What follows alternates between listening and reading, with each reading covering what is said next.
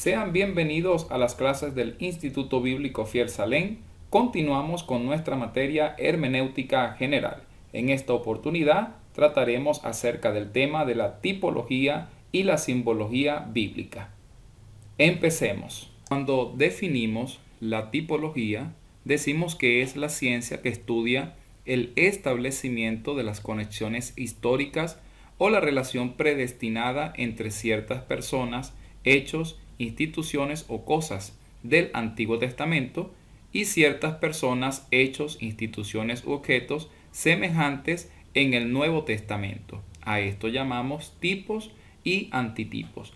La palabra tipo proviene del idioma griego tupos, que significa modelo, ejemplar o grabado. La idea implica golpear algo para imprimir una marca. Podemos decir que el tipo es una figura o ilustración figurativa planeada con un propósito divino en el Antiguo Testamento de una verdad que iba a ser claramente explicada y revelada en el Nuevo Testamento. El tipo es una prefigura de una realidad espiritual y el antitipo es el cumplimiento de esa figura en el Nuevo Testamento. Describiré a continuación 4 propósitos que tiene la tipología en la Biblia. Número 1 es para darnos ejemplos. 1 Corintios 10:11 dice, y estas cosas les acontecieron como ejemplo. La realidad es que toda la palabra de nuestro Dios tiene como finalidad darnos ejemplo a nosotros en nuestra relación con Cristo. Número 2, para nuestra admonición. Aquí hablamos de que es para amonestarnos y para corregirnos, según está también en 1 Corintios capítulo 10, versículo 11. Tercero, para enseñarnos. Romanos capítulo 15, versículo 4 dice, porque las cosas que se escribieron antes para nuestra enseñanza se escribieron. La verdad es que la tipología en la Biblia tiene también como intención o como finalidad enseñarnos. Y número 4, para revelar y magnificar a Cristo y para enseñarnos a considerarle a Él. Lucas capítulo 24, versículo 27 nos dice, y comenzando desde Moisés y siguiendo por todos los profetas, les declaraba en todas las escrituras lo que de Él decían. Dentro de la clasificación de los tipos nos conseguimos con personas típicas que poseían alguna relación única, oficio o característica que ilustra alguna verdad o algún principio de redención. Es el caso de Moisés, quien fue un tipo de Cristo como un líder, legislador, profeta y mediador. Podemos conseguirlo en Deuteronomio capítulo 18 del 15 al 18. En segundo lugar tenemos lugares típicos o lugares tipológicos que anunciaban lecciones espirituales. Por ejemplo, nos conseguimos a la nación de Egipto como una nación entera que tipificaba la esclavitud en el pecado. En tercer lugar tenemos cosas típicas o cosas tipológicas que presagiaban verdades importantes acerca de la venida del Señor y la salvación que ofrecería. Tenemos en este caso la serpiente que levantó Moisés en el desierto como un tipo de el que miraba a Cristo levantado sobre la cruz del Calvario podía alcanzar la salvación. Punto 4. Tipos institucionales o instituciones tipológicas, que eran las que figuraban eventos en el futuro de la salvación. Estas cosas fueron instituidas por Dios. Los sacrificios que veían hacia la expiación de Cristo. El ejemplo más palpable es el Cordero Pascual, que era sacrificado, era un tipo directo del sacrificio de Cristo que Juan el Bautista lo señalaba diciendo, he ahí el Cordero de Dios, el que quita el pecado del mundo. Y por último, acontecimientos típicos o acontecimientos tipológicos, que eran las acciones que anunciaban eventos importantes en el esquema de la redención de Dios. Un ejemplo de esto es el paso de la nación de Israel por el Mar Rojo. en 1 Corintios 10, del 1 al 10, era un tipo del bautismo. Tener el conocimiento de esta clasificación nos permitiría mejor interpretación de las Sagradas Escrituras.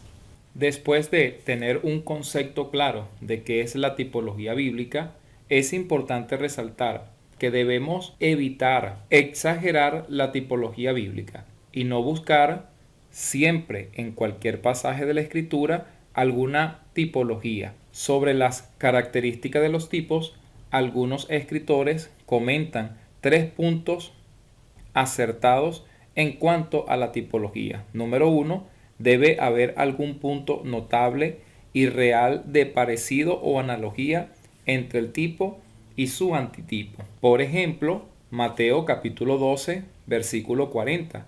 Como estuvo Jonás en el vientre del gran pez 3 días y 3 noches, así estará el Hijo del Hombre en el corazón de la tierra 3 días y 3 noches. Aquí el Señor establece un punto de comparación. Jonás es un tipo de Jesús en la sepultura. Los 3 días en la tumba de Jesús son un antitipo, o sea, el cumplimiento de la tipología de Jonás. Número 2, el tipo es determinado por Dios mismo. El tipo deberá haber sido elegido por orden divino para poseer el parecido con el antitipo. Semejanzas accidentales entre personas del Antiguo y del Nuevo Testamento no constituyen precisamente un tipo la una de la otra. Debe haber alguna evidencia escritural de que tal fue el propósito designado por Dios. Un ejemplo muy claro de esto es la institución de la Pascua.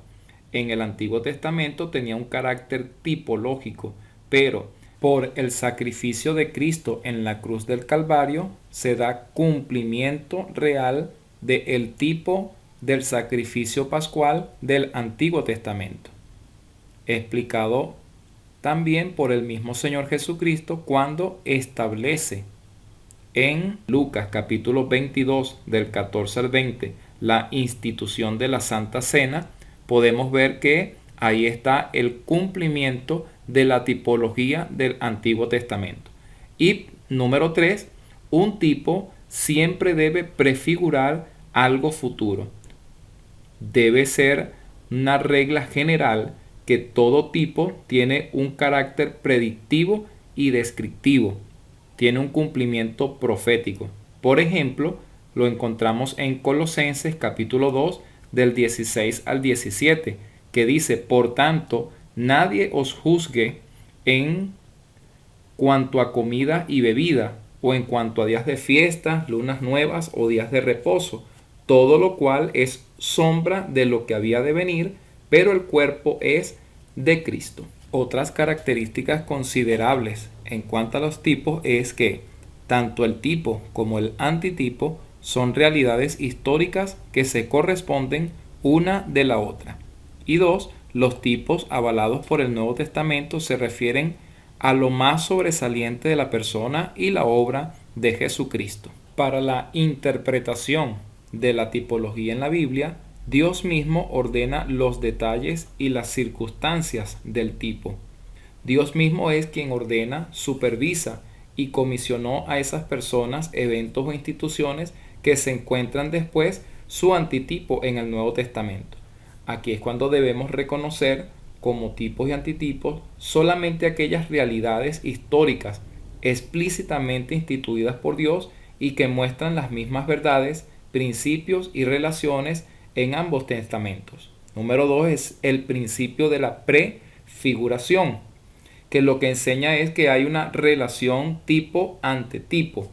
Implica que esos eventos, personas o instituciones realmente prefiguran alguna verdad para el cristianismo.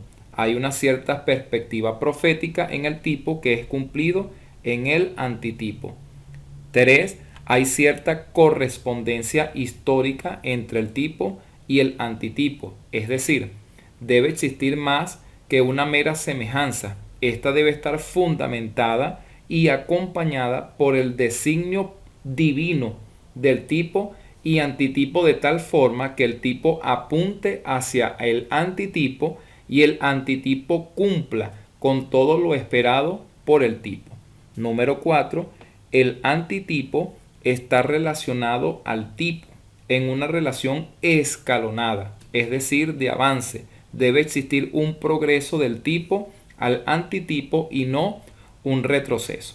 En el Nuevo Testamento ofrece indicaciones directas e indirectas que nos autoricen a conceder valor típico a las ordenanzas, narraciones o personajes bajo consideración.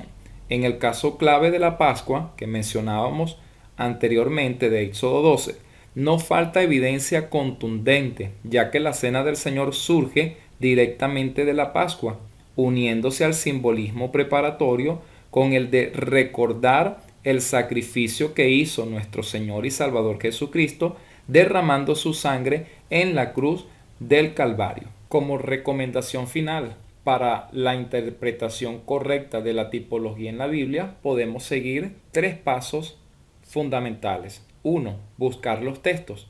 Buscar los textos del Nuevo Testamento que hacen referencia directa o indirectamente al tipo y objeto de estudio en el Antiguo Testamento. La única forma de estar seguro de que alguna ilustración tomada del Antiguo Testamento es realmente un tipo es poder señalar alguna confirmación de ello en el Nuevo Testamento. Número 2. Puntos de correspondencia. Aquí es necesario determinar todos los puntos de correspondencia entre el tipo y el antitipo, delimitándolos adecuadamente a fin de no atribuir a aquel más de lo que realmente prefigura. No le agreguemos cosas que no tiene. Y por último, especificar el contenido. Especificar el contenido siempre a la luz de lo que enseña el Nuevo Testamento. Cumpliendo estos 3 parámetros para la interpretación de la tipología, lograremos una correcta interpretación de las Sagradas Escrituras. Ahora pasaremos al estudio de la simbología en las Sagradas Escrituras. Por definición tenemos que el símbolo es un ser u objeto que representa un concepto abstracto o invisible a través de alguna semejanza o correspondencia. En otras palabras, el símbolo puede definirse como cualquier cosa real y visible que representa algo invisible. La cosa invisible puede ser una idea, una cualidad o una realidad espiritual, según la relación entre las dos cosas. Las características de la simbología bíblica es la siguiente. El símbolo mismo es un objeto literal y cobra mayor importancia o mayor lección para nosotros cuando descubrimos lo que realmente significaba dicho símbolo en la escritura. Número 2. Muchas veces el objeto o la acción simbólica puede tener diversos significados. Por ejemplo, nos conseguimos el fuego. Puede ser simbólico de purificación, según Pedro, su primera carta, capítulo 1, versículo 7, pero también puede significar juicio, según Isaías, capítulo 31, versículo 9. Número 3. De igual manera, una persona o cosa puede ser representada por diferentes símbolos. De esta manera, tenemos en la Biblia el ejemplo que pan, espada y espejo son figuras de la Biblia. 4. Los ritos, objetos, sustancias, colores, números, dimensiones y acontecimientos, todos pueden tener su valor simbólico. El valor de estos símbolos puede determinarse únicamente por su uso en las mismas Sagradas Escrituras. Se puede empezar con una analogía de forma natural y también en especie de metáfora, las explicaciones metafóricas. Y número 5, todo símbolo tiene una dimensión poética. Esta dimensión poética puede expresarse en el lenguaje descriptivo, en el lenguaje poético y apunta y orienta hacia aquella que tiene que ser descubierto, tiene que ser explicado e interpretado. Para la clasificación de la simbología en la Biblia tenemos una gran variedad de formas de manifestarse la simbología. Tenemos objetos materiales que pueden representar simbologías, también tenemos hechos milagrosos, elementos de visiones proféticas, tenemos nombres, tenemos animales simbólicos, colores simbólicos, minerales o materiales simbólicos, la numerología en la Biblia, que sin duda alguna también puede representar mucha simbología en la escritura, y también plantas simbólicas. A este tipo de clasificación estaremos realizando algunos ejemplos simples, sencillos, con la intención de clarificar la simbología de la Biblia. Como ejemplo de esta clasificación de la simbología tenemos en los objetos y materiales el pan y el vino de la cena del Señor, que son inconfundibles, que quieren hablar acerca de la salvación de nuestro Señor Jesucristo, obra de su sacrificio, de su muerte y de su resurrección, de haber derramado su sangre en la cruz del Calvario. Tenemos los hechos milagrosos como la columna de nube y de fuego manifestada a la nación de Israel en su peregrinaje en el desierto, que es un símbolo de protección y de dirección de Dios. Tenemos elementos proféticos en las visiones, tenemos muchos de ellos. Por ejemplo, en la visión de Isaías, en el capítulo 6, donde ve el trono del Señor, las faldas que cubrían el templo, los serafines, todo representa una simbología que habla de la soberanía de Dios, que habla de la providencia de Dios, la protección de Dios sobre el templo y estas cosas. En cuanto a los nombres, tenemos expresiones como en Oseas capítulo 1 versículo 6, Lo Ruamma, que significa no compadecida, y ahí mismo en Oseas capítulo 1 versículo 9, el Loanmi, que significa no pueblo mío. En cuanto a la clasificación de animales simbólicos, tenemos una gran variedad, desde la hormiga, el animal quizás más pequeño de la Biblia, la abeja, el águila, el buey, el caballo, el carnero, el león, el macho cabrio, los osos, entre otros. Tenemos también colores simbólicos, como el azul, que representa lo celestial, lo blanco, que representa la pureza, la santidad, lo rojo, que habla de derramamiento de sangre, habla de sacrificio, el púrpura, que habla de la realeza, la majestad, el negro, que habla de angustia y aflicción. Tenemos también los materiales o minerales simbólicos como la sal, el bronce, el oro, la plata. Por ejemplo, la sal habla de sabor y verdad como conservante. El oro representa la gloria divina, la naturaleza divina. El hierro es un símbolo de fuerza, de poder, pero también de sufrimiento. Hablamos también de los números simbólicos, la numerología bíblica, el 1, el 2, el 3. Por ejemplo, el 3 habla de la Trinidad, habla de un concepto tridimensional. El 6, que representa la imperfección y es el número del hombre. El número 7, que habla de plenitud, de perfección, de algo que está completo. 40, que habla acerca de un cambio, transición, los años de una generación. En cuanto a las plantas simbólicas, tenemos la palmera, el cedro. La Biblia representa al creyente como un pámpano en la vid, y la vid es Jesucristo. Tenemos también vestiduras. Cuando se habla de las vestiduras en la Biblia, tiene gran significado y simbología. Dentro de todo esto vemos una gran variedad de simbologías a las cuales debemos estudiar con mucha frecuencia y familiarizarnos con ellas para su correcta uso y para su correcta interpretación en la escritura. Para la interpretación de los símbolos en la Biblia es importante, 1, notar las características del objeto literal que está siendo usado como símbolo. 2, buscar en el contexto la razón para usar ese símbolo. 3, buscar alguna explicación verbal que pueda dar la relación entre el símbolo y la verdad que éste enseña. Número 4, determinar si hay algo que los primeros lectores sabrían acerca del símbolo y que pueda ser desconocido para los lectores modernos. Y número 5, no ser dogmático en la interpretación de los símbolos a menos que el autor claramente explique lo que esto significa. La evaluación para el siguiente material es: número 1, define con tus propias palabras qué es un tipo. Número 2, explique cuál es el propósito de los tipos en la Biblia. Número 3, según la clasificación de los tipos, dé 2 ejemplos de cada uno de ellos. Número 4, define con tus propias palabras qué es un símbolo. Y 5, según la clasificación de los símbolos, de 2 ejemplos de cada uno de ellos. Dios les bendiga grandemente. Quedo completamente a sus órdenes. Gracias y saludos.